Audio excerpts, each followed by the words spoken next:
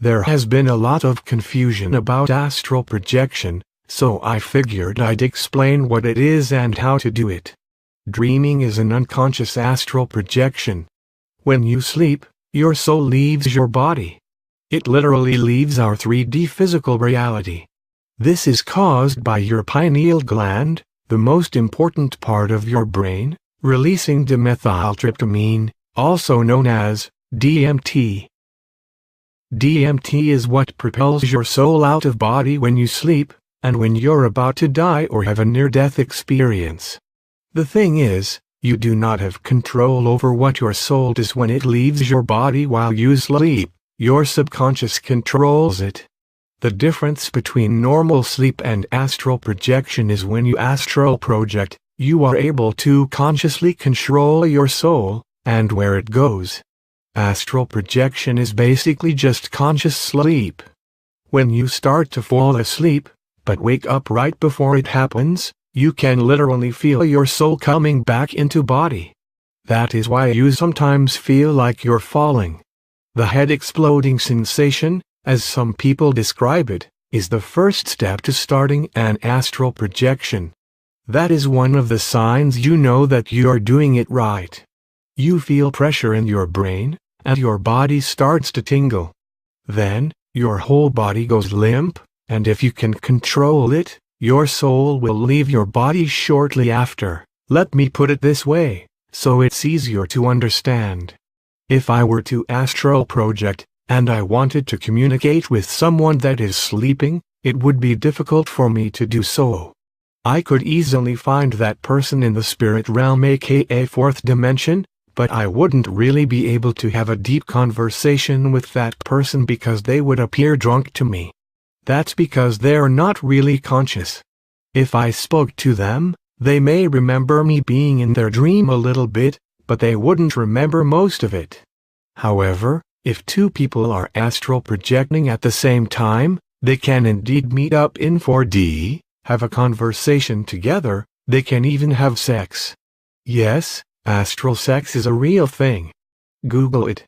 And both people will remember everything that happened. Through astral projection you can do many things. You can speak with friends and family that are living, friends and family that are long dead, your spirit or animal guides, beings from other dimensions, extraterrestrials that tend to reside in other dimensions such as the Pleiadians and Andromedans, or you can just fly around and see the world like Superman. I realize this probably sounds crazy to people who are new to this concept, but I have done it myself, so I know you can do it too. Nothing has expanded my awareness and my consciousness like astral projection has. I hope you give it a try. Before we get into techniques, you should know that there are hundreds if not thousands of different techniques to get your soul out of body. We are all unique. One technique that works for some people may not work for others. I recommend you try one for a little while, and move on to a different one if you don't succeed. 1. The rope technique. This technique has been formulated by Robert Bruce and is one of the most effective techniques around. A key ingredient to this projection technique is an invisible, imaginary rope hanging from your ceiling. This rope will be used to exert dynamic pressure at a single point on your astral body to force its separation from the physical. Reach out with your imaginary hands and pull yourself, hand over hand, up the strong, invisible, imaginary rope hanging above you. You will feel a slight dizzy sensation inside you as you do this. This feeling of vertigo will intensify the more you pull on the rope. Keep climbing, hand over hand, ever upwards, and you will feel the vibrations start. Your whole body will seem to be vibrating and you will feel paralyzed. Concentrate single-minded on climbing your rope. Don't stop. Next you will feel yourself coming free of your body. You will exit your body in the direction of your imaginary rope and will be hovering above your body. You're free at last. 2. Watch yourself going to sleep. Lie down comfortably on your back, facing the ceiling. Relax your body and clear your mind of unwanted thoughts. Relax even more. Tell yourself that you are going to watch yourself in the act of going to sleep. You must be very clear about your intent. You're going to let your body sleep while your mind will remain alert throughout the entire process. Tell yourself you will retain consciousness even while your body is going to be in complete trance. As you relax completely, you must learn to recognize the rather strange, distinctive sensations you feel as your body moves into the sleep state. You must stay aware as this unfolds. At a certain point, you will feel that your body is feeling heavy and numb. You are on the right track. Pay close attention to all your bodily sensations. You may feel yourself swaying or floating. You might even find certain parts of your body tingling. There might be vibrations running from your head to toe. You might even hear a strong buzzing sensation in your ears. Whatever the sensations, do not panic, as these are very good signals that you are on the verge of experiencing an OBE. You have to then visualize that you are rising up from your bed and floating towards the ceiling. How would it feel if you could actually float? Try to make the experience as real as possible. Hold this image for as long as you can. If everything goes well, you might suddenly find yourself outside the body, floating near the ceiling. 3. The Monroe Technique. Dr. Robert Monroe, one of the foremost authorities on astral projection, devised this method. You have to first relax your body. This is a very important step. Then try to go to sleep, but don't fall asleep. Maintain your awareness between sleep and wakefulness. This is known as the hypnagogic state. Then deepen this hypnagogic state and start to clear your mind of unwanted thoughts. Simply look through your closed eyelids at the blackness in front of you. Then you must enter an even deeper state of relaxation. The next step is to induce vibrations throughout your body and intensify them. These vibrations have to be controlled and intensified further. This is the moment when the astral body will separate from the physical body. You then simply have to roll over and you will find yourself out of your body. 4. OBE from lucid dreams. Lucid dreams are dreams in which the dreamer is aware that he is dreaming. In a lucid dream, a person is already out of his body. In order to achieve astral projection from lucid dreams, you have to first become obsessed with OBEs, and you must really desire it. You must read everything you can about it. You must think about it every free moment that you have. Once your mind is saturated with the thought of OBEs, we will need triggers and affirmations so that you have a lucid dream. During the day, keep thinking, "Tonight I'm going to have a lucid dream." Remind yourself of this all day long. And this is the important part, keep asking yourself during the day, "Am I dreaming now?" With a few days of practice, you will have programmed your subconscious to induce a lucid dream. Once you are in a lucid dream, and know that you are dreaming, you would also know that you are not in your body. You can then will yourself to see your bedroom. In most cases, when you do this, your dreamland will suddenly disappear and you will find yourself in your bedroom, floating above your body. 5. Displaced awareness technique. Close your eyes and get into your usual trance state. Try to sense the entire room at once.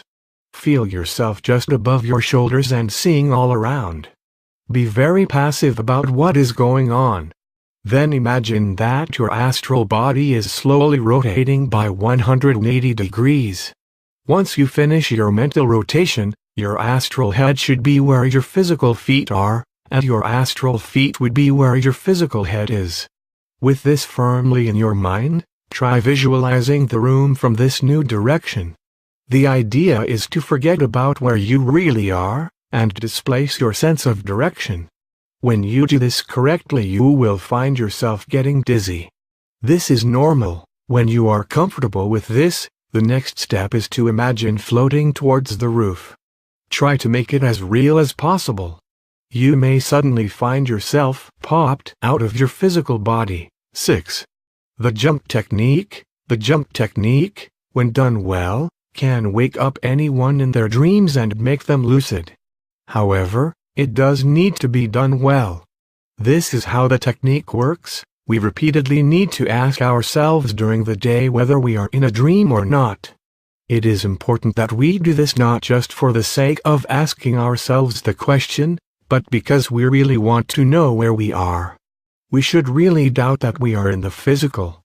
So in order to prove where we are, we jump as if we were going to fly. If we are in the physical, we will land back on the ground. But during a dream, when we jump, we will defy gravity and float. When this is done for a few days, you will soon find yourself in a dream in which you are jumping to check whether you are in a dream or not. As soon as you jump, you will find yourself floating, thus triggering a lucid dream and an OOBE. 7. The hammock technique. Visualize yourself flying in a bright white hammock, stationed between two palm trees on a secluded beach. Imagine the feeling of swaying in the wind, and recreate that feeling now as you visualize yourself swaying from side to side in the hammock. Repeat this visualization for as long as it takes to bring forth the vibrations, and when you feel the vibrations, just roll out of your body. Whichever technique you choose, you are unlikely to get a result on the very first night, or even on the first few nights, so take your time with them and try not to get frustrated when nothing happens at first. I lay there in a completely peaceful and content state of mind. At no point did I fall asleep. My eyes were closed and I had barely gotten comfortable, when I heard a voice coming from one of the guys on duty, standing about 3 feet from my head and to my right say, "Get up." I instantaneously considered how. But without wasting a heartbeat or single thought or movement of my body, I raised straight up and above the bed by about 1.5 feet. At the moment I reached this point, the voice said, "Go through the wall." So I did.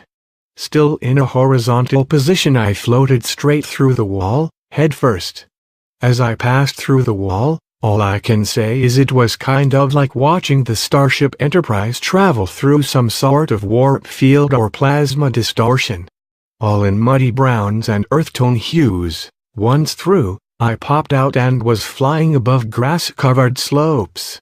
This was completely awesome. I had flown in dreams and had out-of-body experiences in the past and knew that I could control my speed and elevation just by thinking about it. But I had never been told to do so. I was flying several yards above the ground, or should I say well-manicured grass of rolling hills and slopes. Off to my left at the tops of one of the rises, I saw what could have been a very large building, dwelling, or even a city.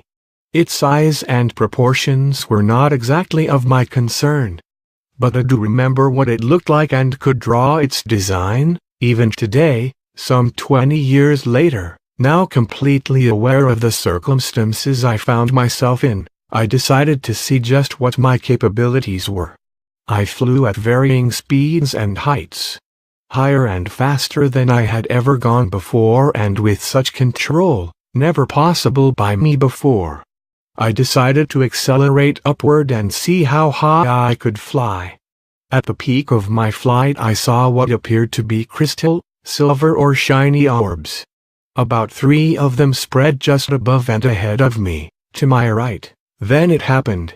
Well, it is kind of anticlimactic.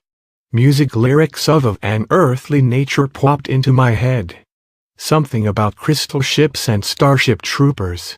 And wham, I was back in my body. It was around midday as I was laying on my back and glad to finally be stretching out. Fully awake and aware of where I was, all of a sudden I was being dragged over a counter by these, what I can only call little demons.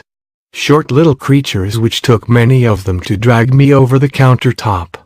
Okay, now, I've had out-of-body experiences, dreams and even some nightmares, but nothing like this. I was feeling actual intense pain as they scratched and clawed and even bit at my hands and arms.